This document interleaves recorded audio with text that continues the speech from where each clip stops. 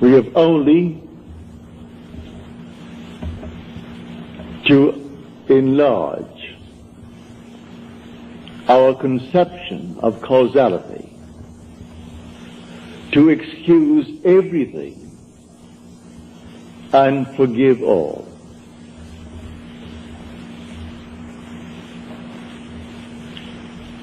Now let me just state one little thought from Scripture first before we unfold it. As we are told in the 25th chapter of Genesis, in your limbs lie nations twain, rival races from their birth. One the mastery will gain, the younger or the elder reign. The first one is the sense man.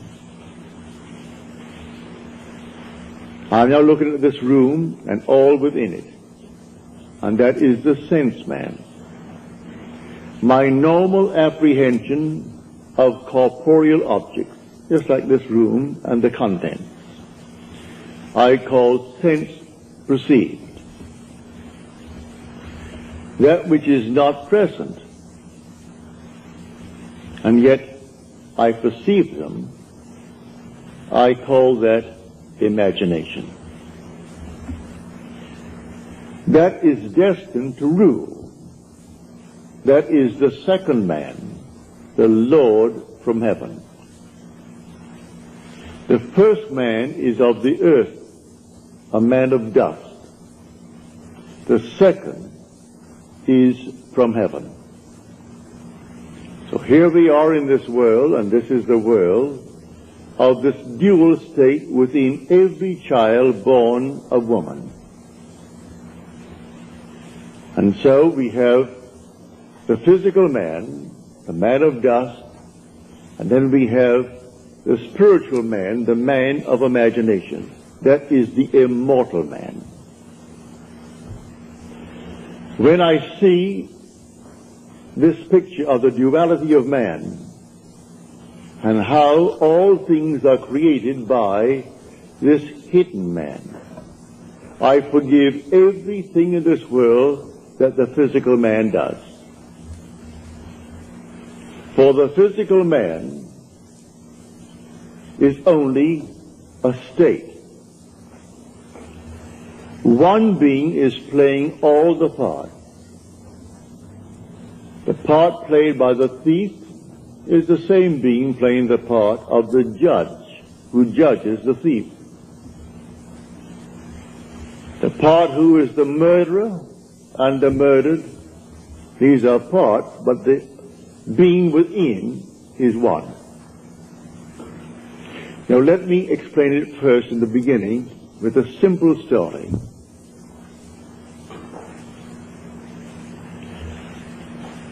About 8 years ago, I was in New York for a month, and two of my brothers, Victor and Lawrence, came up and spent 2 weeks with me in New York City. They checked into the same hotel. They wanted to see everything they could within 2 weeks, and I bought them 14 shows. And sometimes they went even to an afternoon show. They wanted to see everything in the crowded 2 weeks. But the one thing my brother Lawrence wanted to see was the new presentation of Aida. Well, the papers said it was sold out from the very moment that it was stated, a new presentation. Same music, naturally. The same score, but new scenery, something new about it. And this captured the imagination of all opera lovers, and they all wanted to see Aida. The one thing he wanted to see was Aida. But the papers had huge big ads. Not one seat is available. Come down and buy seats for the other shows. And this was the old opera house around 40th Street and Broadway. It ran from Broadway to 7th, the old Metropolitan. So this morning we set out. I said, it doesn't really matter. I said, let us go. We have to go down and have lunch anyway. We will go and just see. We got there, and these huge big signs on the outside, no seats for AIDA available. And they were plastered all over the Metropolitan. I went in, and there were 3 lines leading towards the 3 windows, selling tickets for the entire season. And there was no seat for AIDA. I got into the first line. It was a very long line. Then I saw the 3rd line from me moving more rapidly than the 1st and the 2nd. So I moved over to that line. Then we all moved rapidly forward. As we got to the window, and seemingly no hope of getting tickets, but before I left my hotel room, I simply assumed that I had the tickets for my 2 brothers. I didn't want to go. They wanted to see it. So I assumed that I gave them the ticket. I got into this line and we moved rapidly towards the window. As we got there to the window, a tall, blond man, he was about, he must have been 5'11", he must have been about 6'4". He stretched his hand up over my head and diverted the ticket seller as he asked a question, while one in front of me is buying seats not for AIDA, because that's completely sold out. He is buying 2 other seats for some other opera. Then he departed after he diverted the man's attention. This man pushed on some bills under the window. And then, as the teller looked at the money, and this man is at the door now, the tall, blond fellow. And he gave this man the ticket, and then suddenly he said, well, he only gave me $3. He should have given me, and he mentioned the money he should have given me. At that, he was bewildered. The teller was bewildered. I turned around and I screamed at that tall blonde. I said, sir. I screamed so loudly he couldn't stop but be attentive. He turned around and I said, come back here. You're wanted. He came back like a little child being led by the nose. He came back and he said, what's wrong? And the man said, this is all that he gave me. 2 $1 bills. He said, oh no, you didn't. He gave you 2 10s. Then I said, no, you didn't. I was standing right here. I saw what you did. You gave him 2 $1 bills. That's all that you gave him. The man is flabbergasted. He was so completely dumbfounded, he didn't know what to do. I said, I am standing here. I saw exactly what was done. Then he opened up his purse, and here was a stack of 1s, and he had a $20 bill and 2 10s. He said to the man, when will you discover your mistake? Because I gave you 2 10s. And the man said to him, at the end of the season. And with that, it was closed. And the man then took out the money and paid for the ticket and took back his 2 1s. Then I said to him, I want 2 seats for AIDA tonight. And I want them in the horseshoe circle. I want them center. He said, yes, sir. And he took from what is called the VIP. They always keep a few out. though the house is sold out, they always keep a few seats for those who are coming, called the very important people. But I am certainly not a very important person. But I saved him from the loss of $20. And he quickly took the 2 seats out and said to me, $20. I gave him the $20, went back and gave the 2 seats to my brothers. Now, a state called a thief. These 2 men have chosen to be thieves in their world. They're con men. It's perfectly all right. God made everything for its purpose, even the wicked, for the time of trouble. Read that in the 16th chapter, the 4th verse of Proverbs. He made everything for its purpose, even the wicked, for the day of trouble. Well, the day of trouble may not be a war. I was troubled. How to get these tickets? That's a moment of trouble. And I simply assumed that I had them.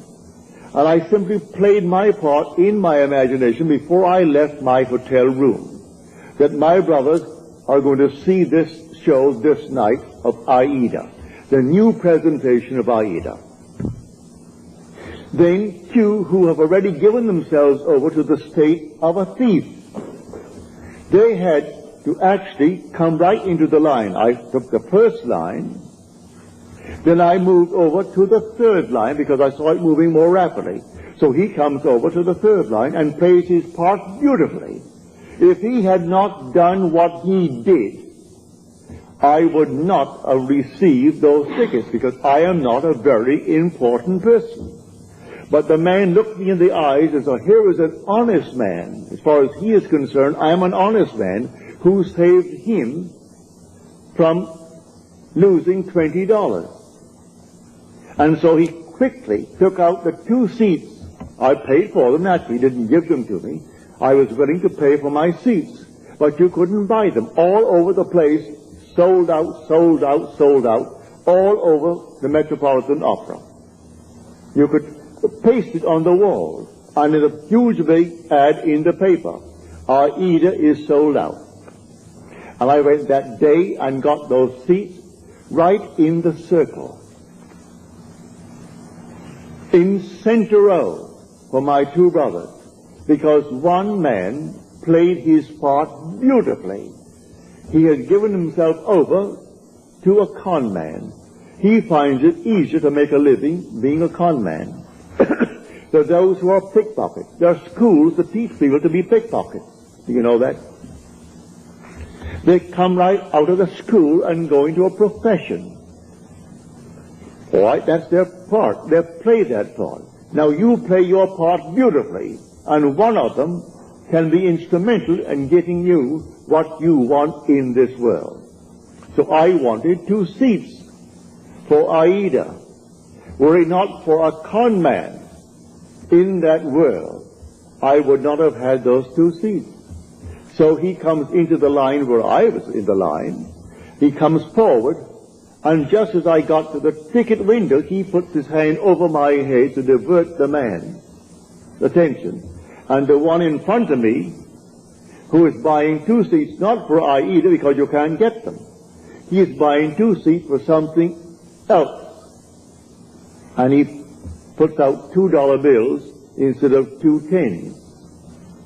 And then this man starts, and I turned around as though I was inspired. And with my full voice, I said, "Sir, come back here." He had to come back. So he came on back just like a little child and stood next to me, and he looked down at me. He wouldn't dare budge. When I said, "You didn't give him anything more than what he's showing you now. You give him exactly what he's showing you." Because I was here and I stood next to you. He was helpless. He couldn't hit me.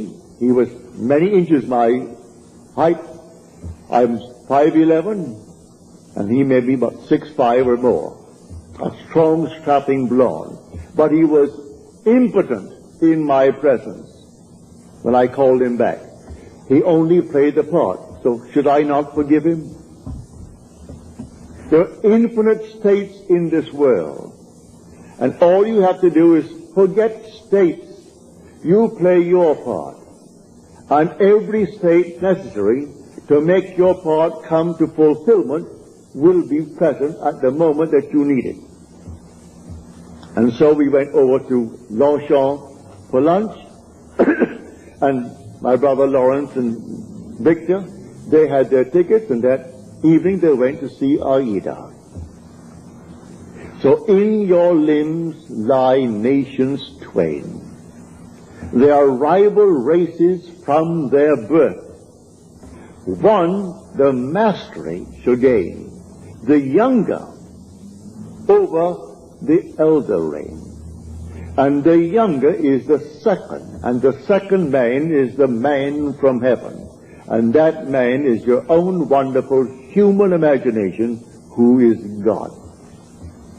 And there is no other God. That is the Lord from heaven. And the outer man that clothes him, he is under compulsion to fulfill the commands of that inner man. But everyone is falling into states, infinite states. To understand this world, you must think in terms of states. And so he has made everything for its purpose, even the wicked for the day of trouble. And so use everything, but you don't have to think of which one will do it. Forget who will play the part. I never saw that man before, never saw his partner in the little crime before. That was their choice in life. There are those who have chosen to be pickpockets for the rest of their lives. So if they're caught in the act, all right, that's part of the game. They've chosen that part to play. There are those who have chosen their part to play, like Mr. Hoover, who just departed this world. He chose that part. And there are others who chose other parts. Either wisely or unwisely, we fall into these things. But when the inner man begins to awake, he selects his part wisely. It's entirely up to us. So I tell you, everything in this world that you want to be, you can be, if you know that there are only states. You move into the state because the occupant of the state does not differ from the occupant of any other state. The one who played the part that day of the con man to get 2 tickets for $2 instead of $20 and go on the street and sell them for $15 and make himself a quick few bucks. The same occupant is God. God is playing all the parts. So all we have to do is simply to expand a little bit our conception of causality, to actually excuse everything and forgive everyone in this world. I forgave him because he actually was instrumental in getting me the 2 seats for my brothers. Were he not playing that part at that moment, I would not have had the seats. But before I left my hotel room, I simply assumed that my brothers had their seats and they were going to see Aida, and they came home thrilled beyond measure. So we went down, and seemingly no hope. I wasn't concerned about any hope. There were 3 long lines. After all, you're selling not just for the show of the night, you're selling for the afternoon show, you're selling for the evening show and for the entire season. And by a month in advance, 2 months in advance, they're all there. And so here are the lines, and there were 3 lines and 3 windows open. And what caused me to move to that moving window? The Father in me, he knew which one is going to play what part, because they're all in states. And my fellow is fully aware of all the states in the world. And if you can play a part to aid me in the fulfillment of my dream, you'll play. And so if I need a thief, there must be a thief somewhere. He was a thief.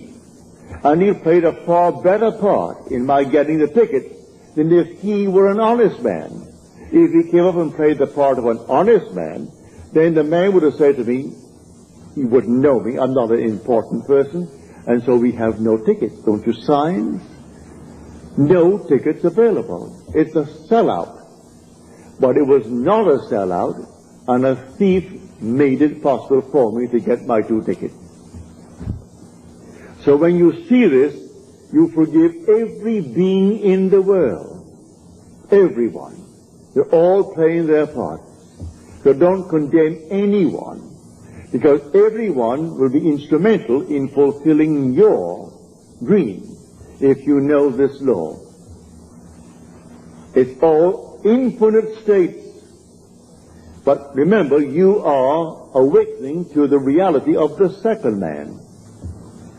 In this room, my simple apprehension of corporeal objects, the things on the wall, the hair, the chairs, the house, this thing for a wedding tomorrow, all this is preparation for a wedding. All this is, to my sense man, reality. And I think of something entirely different, and that is called only imagination. And that is the second man. Now, what do I want in place of what my senses are telling me? Let me now enter into that state and live it as though it were true and move forward in that state. Now, let me show you the difference now, because we started with that statement from the 25th chapter of the book of Genesis. An idea that is only an idea produces nothing and does nothing.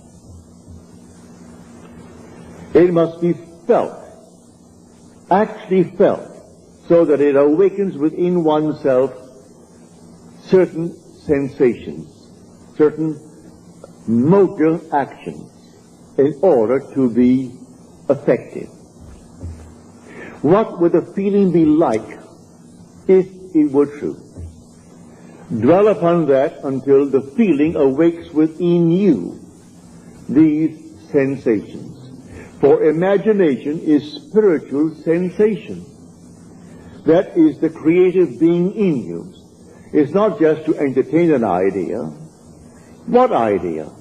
The idea must produce in you this feeling, which is a sensation, but it must be a feeling. What would the feeling be like if it were true? You dwell upon that until you catch that feeling. As Churchill said, that the mood determines the fortunes of people, rather than the fortunes, the mood. The mood precedes the fortune. So what would you want in this world? Well, contemplate it. What would the feeling be like if you had it? What would it be like if it were true? That is the story of Scripture. If I could only feel that I am already the man that I want to be, that I'm already the woman that I want to be, and feeling, then it's not only an idea, which as an idea without feeling will produce nothing. Now it has everything, because in this story he said to the second man, "Come close, my son, that I may feel you." The secret is in the feeling. So Esau went out. He is the first man, covered with hair, the outer man. And Jacob is the inner man, the man of imagination, who is hairless. It isn't 2 little boys. These are only symbols. It's all in man. So come close, my son, that I may feel you. So he comes close and deceives his father through feeling. So the father feels, and he feels him just to be externally real. You can do it. There is no flower in your hand, but you can feel the soft velvet feeling of a rose. You can smell a rose, though it's not physically present. Try it. Try all these things with the inner man, And when you can actually feel it so that you raise your imagination to the point of sensation, to vision, then the whole thing is done.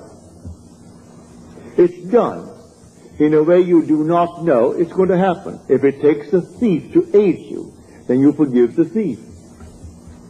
Should I not forgive that man who tried to rob that teller of $20 when he did for me what no one else could do? I could go to all the brokers in New York City and they couldn't get me 2 seats. I could go to anyone and they couldn't get me 2 seats for my 2 brothers. And I wanted them to have the joy of seeing the new presentation of Aida. So I went myself prepared in my imagination that I had 2 seats. And it took a thief to be instrumental in getting me the seat. Should I not forgive him for the part he played? He went to the door, this tall giant of a man, looked back at me, but he wouldn't have the courage to come up and slap me. There was something in me that dwarfed him in his own mind's eye. So in spite of his height and his bigness and his strength, he couldn't dare strike me, for I was speaking from a different level of consciousness altogether. So I didn't condemn him. He played the part he had to play, and by playing it, I got the seats.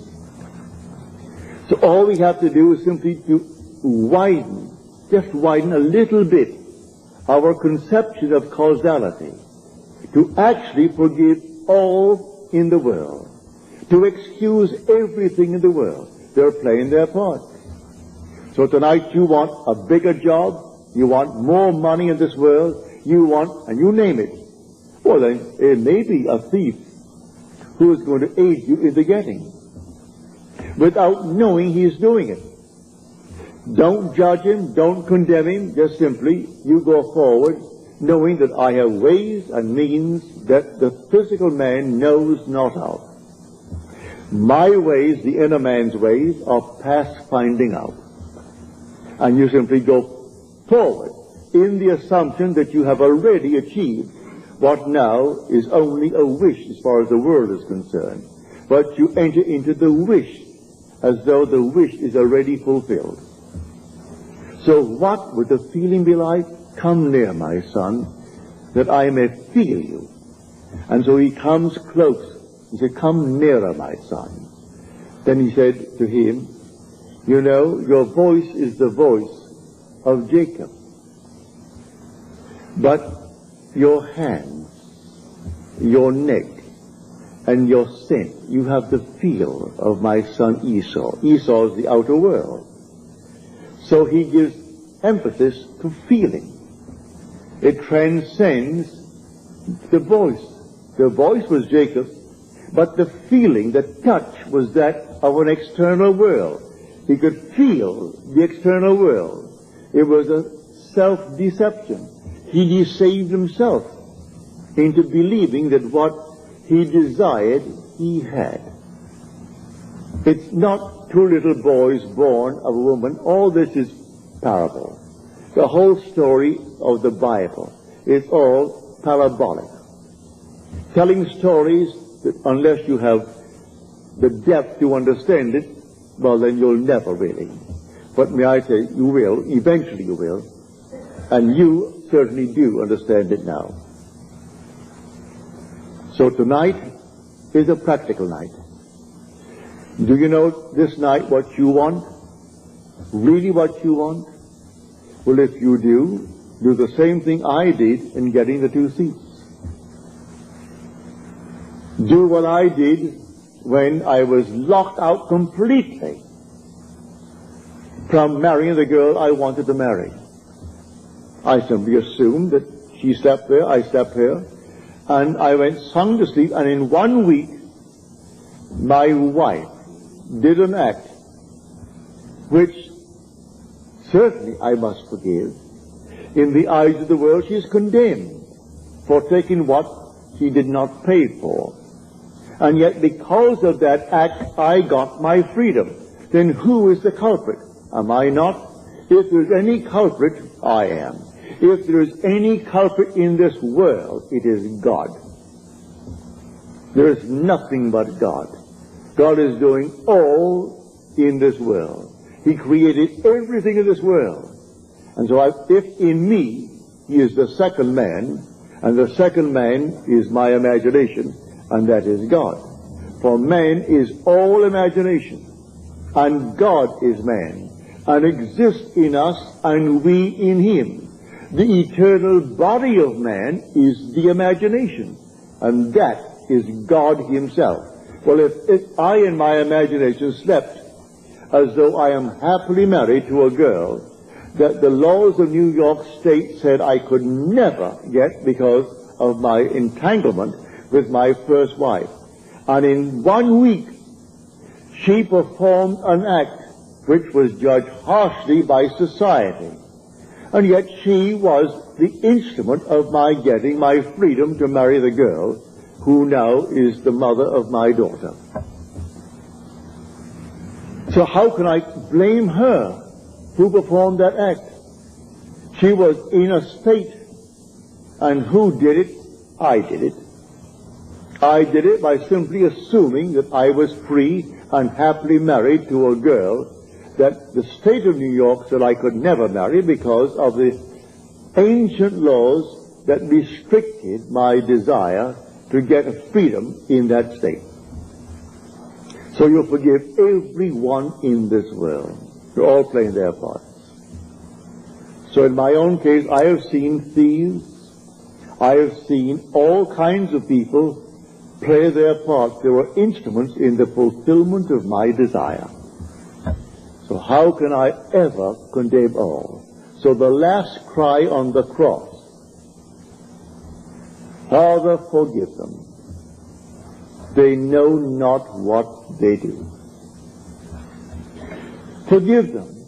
The whole vast world is playing until he awakes in that body. He is playing the part, and he plays it automatically, unwittingly. For one who is awake, who knows exactly what he's doing. And so they all play their parts. For God in everyone is the same God. There aren't two gods. There's only one God. And that God is your own wonderful human imagination. When you say, I am, that's God.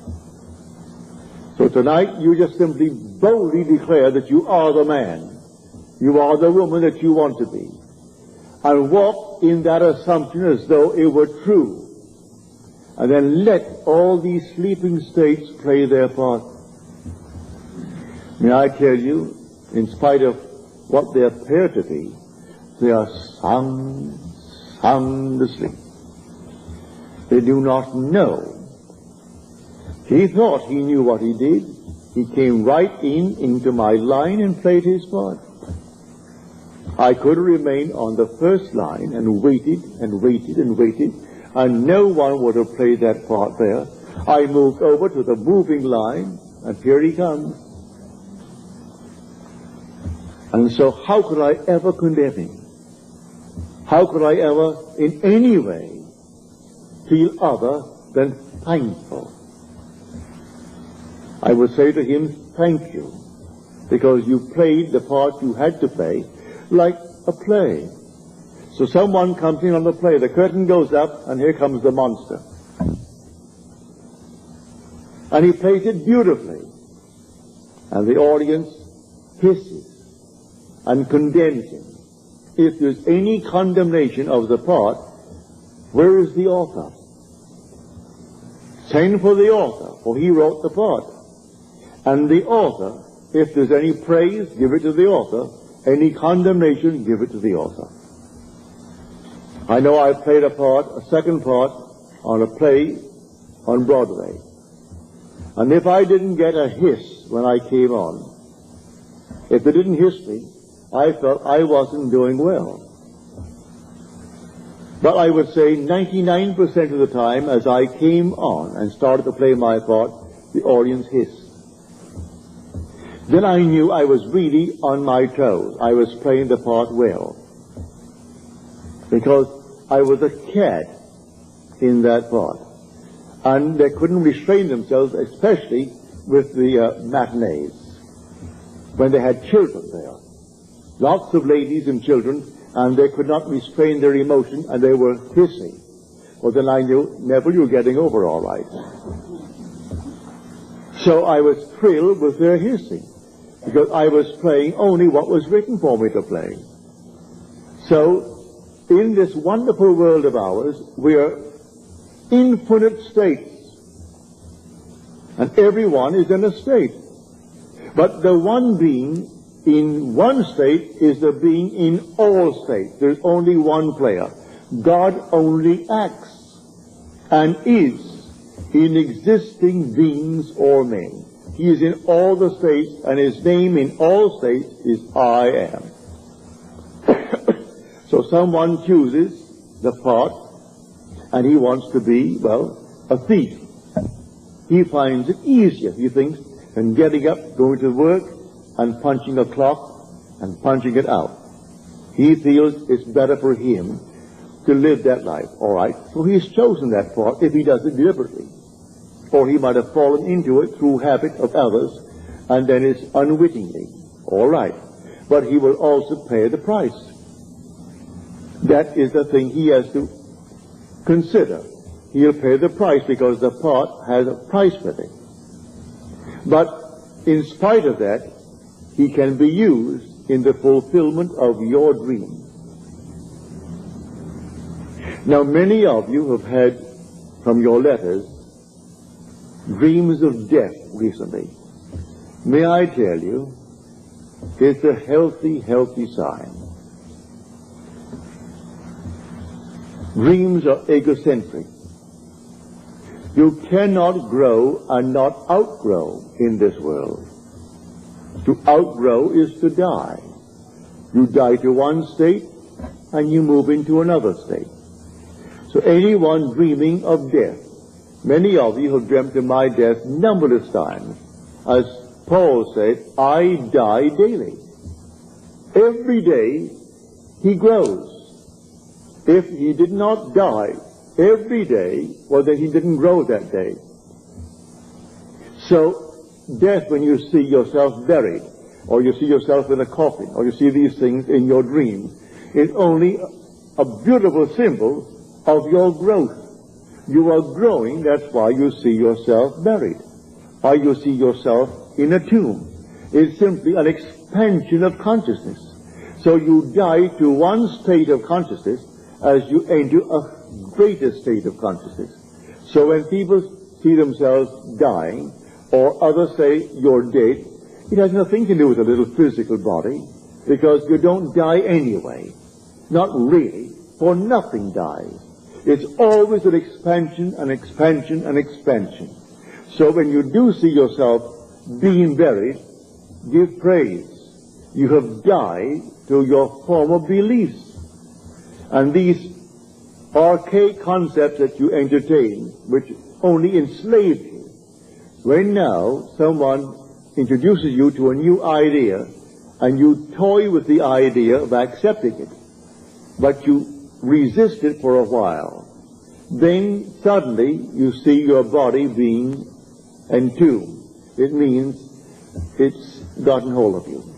These new ideas that will call you to an expansion of yourself, and so the old man dies that the new man may live.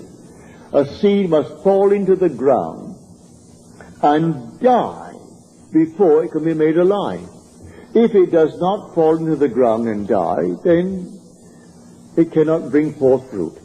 It simply remains what it was before.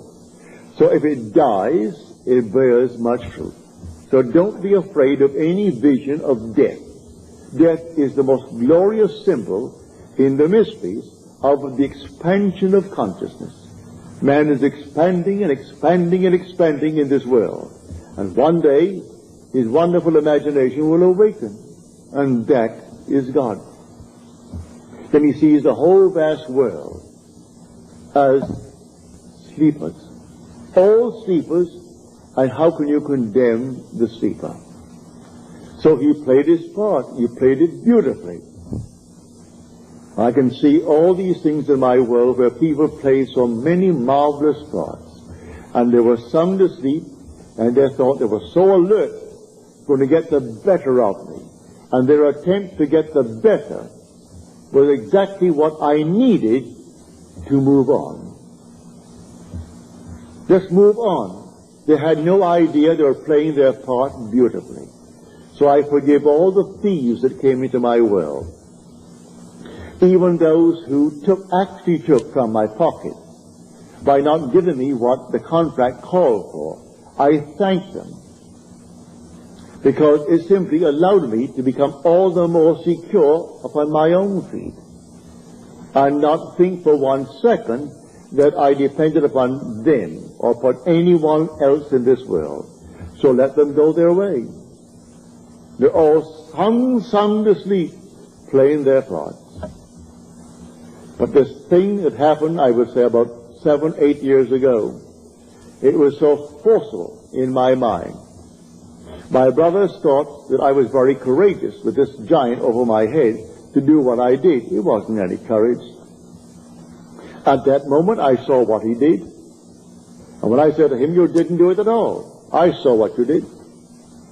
You stuck $2 there, and there they are. You didn't give him any $10 bills. He opened up his purse, and I saw all these ones, oodles of ones, and then a 20 and a couple of 10s at the side. And then he pulled out the 10s and gave them, and took his 2 1s back. And then he went back to the door with the other partner of his, and looked at me as though he could have killed me, but he didn't have the guts to hit me. He couldn't. If I were that big, he could not have struck me, because I was speaking on an entirely different level. And on that level, when I knew I was going to get my seats, that's all that concerned me, here comes the 2 seats. And the man said, yes, sir. He treated me as though I stood before him as the president. And he thought, now here was an honest man who saved me $20. I'm only playing the part. I only wanted 2 seats that night, because that's all that my brothers could give, because I had all these seats bought for them. All the shows on Broadway at the time within 2 weeks, and they went night after night, and matinees and everything else. Got it right up to their heads in shows. So I'm telling you, if you know of this dual being within you, in your limbs lie nations twain, rival races from their birth. One the mastery will gain, the younger over the elder reign. Now see that younger one actually reigns, and the younger one is your imagination. The older one is your sense man. The facts, these are the facts of life. What is my bank account? And I owe more than the bank account has in it now? Well, now that is Esau's judgment. Now, Jacob puts in 50 times what is there now. In my mind's eye, I have deposited 50 times more than is there. How it's going to happen, I don't know. I don't know any more than I knew that day when I started off for the Metropolitan Opera, how I'm going to buy seats. When the papers tells me you can't buy a seat, huge big ad, save your time, don't come. All other seats are available, but not for Aida. And I go down only for Aida, and I get them, because of a seeming thief played by the part of God. For God plays all the parts in the world. There is nothing but God. And say, I am, that's God. That is the Lord Jesus within you. That is your immortal being that cannot die. He cannot die. That is your eternal self when you say, I am. Imagination is not some vague essence. It is a body, a reality, an infinite body that is so perfect when it's awakened, that in its presence everything is made perfect. But while it is awakening, it exercises that power. and draws into its world everyone that can play the part for its fulfillment of its dream. So here, I hope you heard it clearly. I hope I made it as clear as I can, because tonight should be a very practical night. That you will go out knowing who you are. You are dual beings. But the first man is of the dust, and to dust he returns. That is the man of earth. The second man is the Lord from heaven, and he cannot die. That's your own wonderful human imagination. It cannot die. But it sleeps embodied in this tomb. And one day it will awaken. As I've told you in the past, the symbolism of Scripture will surround you. It's perfect. It is true. Everything told you in Scripture as to his birth, you are going to experience. And then your imagination awakens. And you trust no one but it.